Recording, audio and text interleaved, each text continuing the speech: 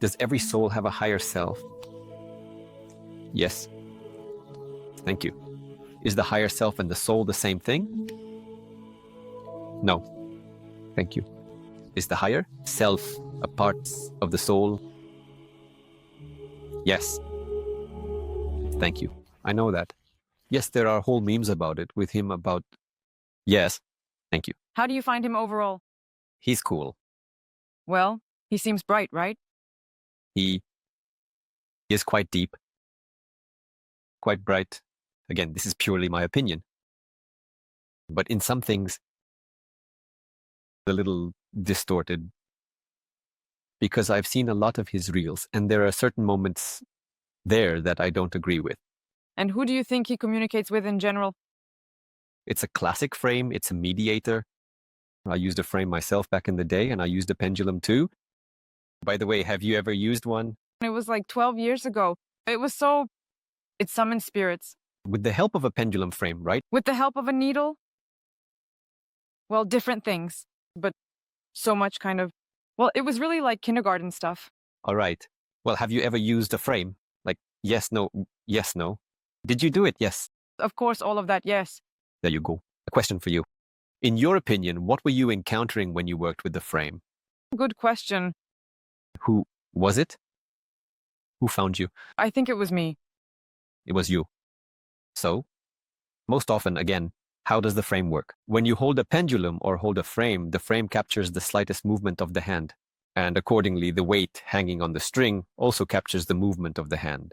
These movements, if you again just take the frame and tune in, yes, just yes, it will sort of spin, yes, usually clockwise. Or not, then no, yes. Essentially, the frame and the pendulum are amplifiers. This inner feeling, yes, no, but where this inner feeling, yes or no, comes from, that's already a separate topic. If you're not a psychic at all, absolutely. But you have strong beliefs about certain topics. You take the frame, and it's like in the next elections, Trump will win. And you're like, I'm for Trump. And deep inside, yes, I really think he will win. But it will show you yes. Or in the next elections, Trump won't win, but there it's no. Or something along those lines. In other words, again, the frame is an amplifier of internal answers. And the pendulum... Yes, but the nuance is what kind of answers? And that's the most important thing. The frame, egregores, everything we are filled with. What it's filled with, that's what it amplifies. That's why, actually, I'm more than sure he can do it even without the frame. That is, the frame is just kind of a spectacular show because any slightly psychic person starts with the frame, but then they no longer need it because he feels it anyway. Yes or no? The frame is needed in the sense that if you can't deeply understand your own feelings, then through the frame you can see if it's more yes or more no. That's how any frame works. Or a pendulum.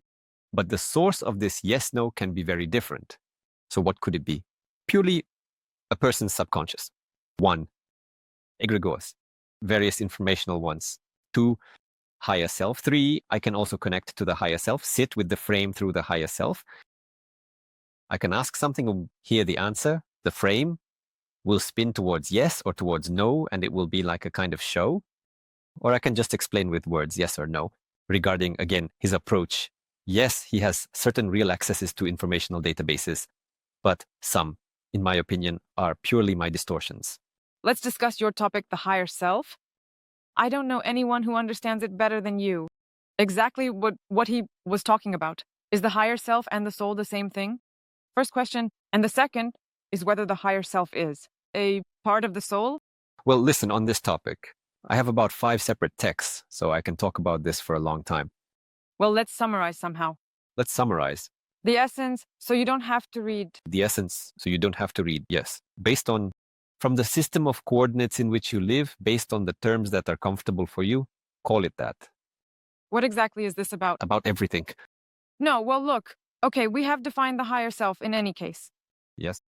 He did say, yes, that the higher self and the soul are different. At least, well, let's analyze this real. Yes. And then asked if the higher self is a part of the soul. I really love this topic. I've been answering this for years, as they say, tirelessly. People constantly come to me and ask, guys, what is the difference between the higher self and the soul? The soul from the spirit from the higher self, the monad from the higher self. I don't know, like Atman, Atmanada, yes, and so on and so forth. I tell them, guys, this debate carries no meaning. Really, after that, some start accusing me of not understanding the difference between spirit and soul. Yes, indeed. If we are only talking about terms, then you can use any terms you like. There are schools, actual schools, that say the higher self. This is the uppermost part of this infinite nesting doll of bodies. There are other schools that say no, that the higher. I actually think it's conditional.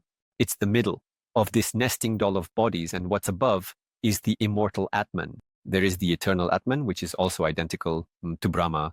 There are other schools that say the soul and spirit are the same, and third schools say that the soul and spirit are completely different.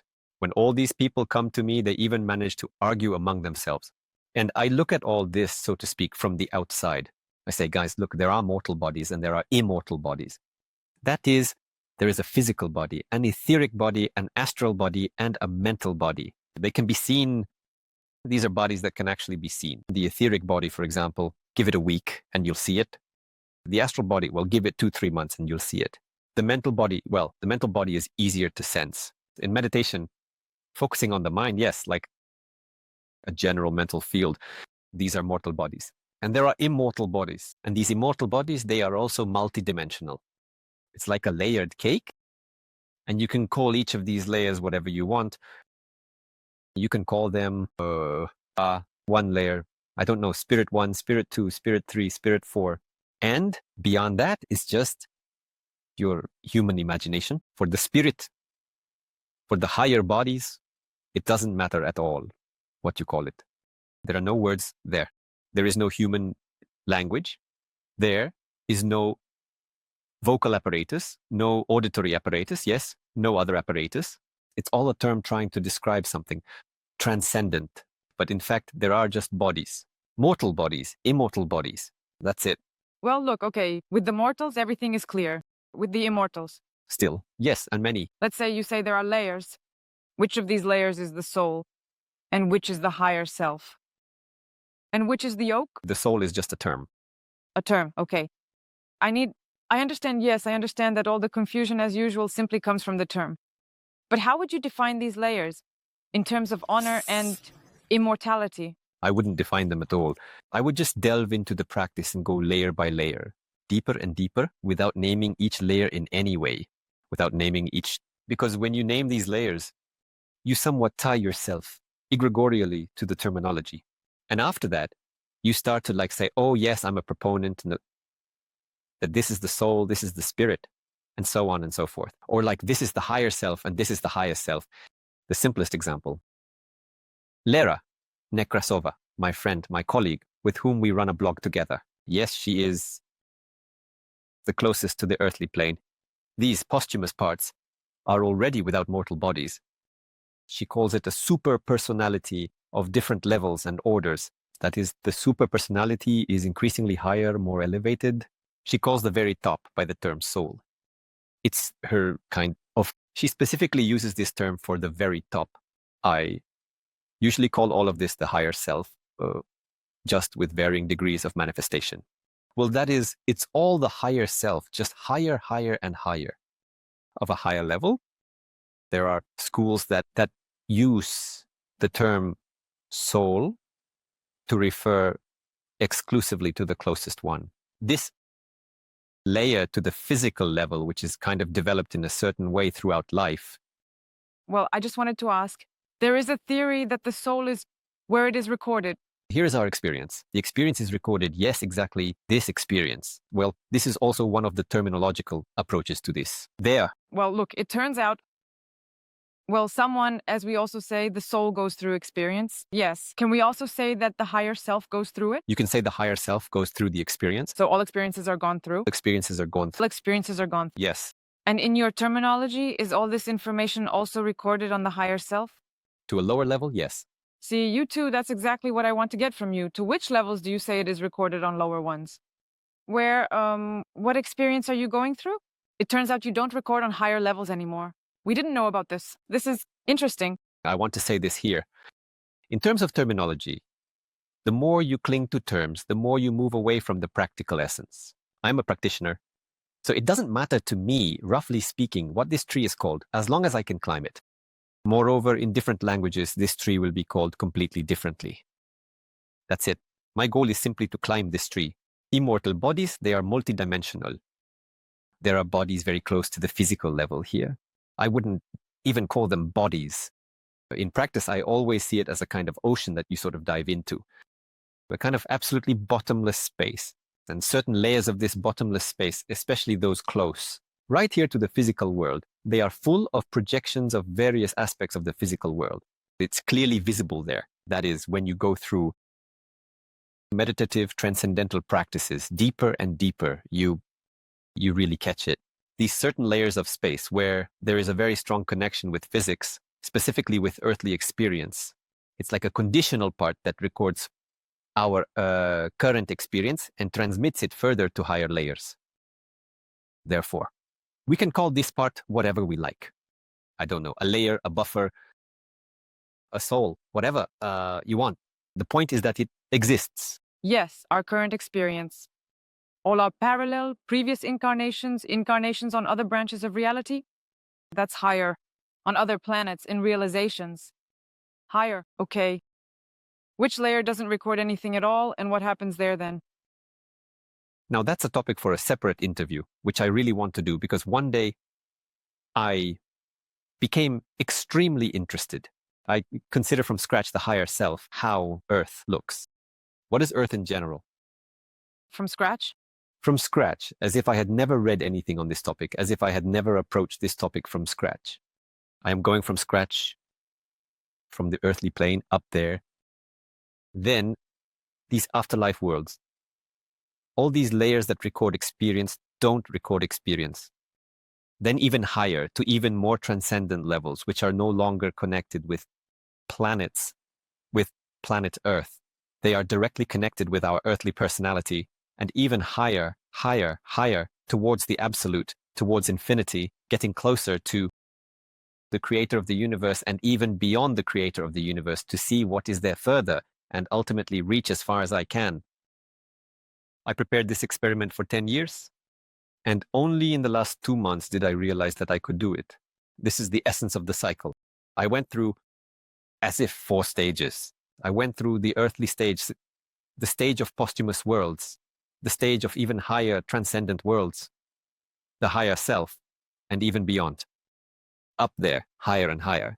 By the way, we talked about this topic. You finally pushed me towards this research when we discussed various interpretations of Brahma. I looked at everything. I looked at how many there are. I looked at how they are structured. How many creators? Yes, how many creators of universes? I looked at how they feel. This cycle essence vortex, for those interested, read a little bit. If you're interested, give it a like, leave comments. I've already given in principle a sufficient number of spoilers here. If there's a lot of interest, we'll record a more detailed interview where I'll explain more thoroughly and emotionally things I haven't talked about in this text cycle. So in principle, you can read the cycle. Through the links, it's all posted already. But I can go through everything in more detail, level by level, and describe how it actually looks. There are no terms there. There are no terms there. Neither soul, nor spirit, nor higher self. So it's not about terms anymore. We can try to fit certain terms, Buddhist, Hindu. By the way, I tried to do this in the cycle. I tried to fit certain terms to what I see. By the way, they fit quite well. I'll say more. I have come to understand Buddhism and Hinduism much better after I went through it purely, this very path. So it's like I see it directly, then I open Hindu texts and read, and they talk about the same thing. But only after you've gone through it yourself does it become clear. Before that, it's like some incomprehensible words, incomprehensible terms. Again, yes. The whole problem with all esotericists is that we get bogged down in terms and think more than we practice, in theory rather than in practice. I meditated for a month, every day, for many hours, to write this cycle. I wrote everything. I wrote from, let's say, from Earth, from the atom to this very infinite level. Moreover, I double-checked everything. My students, of course, are absolutely thrilled. They write that in general, yes, it's really cool. I highly recommend you, dear viewers, to check it out. Everyone is reading. Everyone turned off our videos. Everyone turned them off and is reading. Well, yes. If you're interested in continuing this topic, like this video and write a comment saying you're interested. Firstly, it really helps with promotion. In general, videos on YouTube, yes, and by doing so, you'll contribute, and I, in turn, will record a more detailed video precisely on this. And who wants to engage in this topic? Who wants to meditate? Who wants to reach such deep levels? Over time, at least over time, in July, there will be a special group contact with the higher. Again, yes, the school is 12 years old. The program has been refined over a large number of sessions. By the way, this summer session, I calculated, will be the 18th session. Next year will be an anniversary, it turns out. The winter session of 2025-2026 will be the 20th anniversary session. But the 18th will also have a lot of participants. With each new group, we have more and more people. It's a huge friendly team, which also, in the end, we have an alumni club and the opportunity to join all new discounted groups online for life. So you can come for once, complete the course, and then easily continue to participate and engage again, and again, and again, and again online with a new group. Come, I will be waiting for you. Dear friends, I invite you all to my course with a personal vision, Return to the True Self. This course has been around for over 12 years. And recently we launched it in English with my complete personal vision in 6 modules, working with blocks, working with egregores, working with the ego, contacting the higher self. Answers to simple questions, answers to more complex questions, and then there's what we call the Great Journey. It's contact with space, contact with the planet, contact with God, contact with anything at your request through the higher self. Health, finances, relationships, purpose, past life. The course is available at any time. You can sign up for it using the link below this video. Come on over, I'll be waiting for you.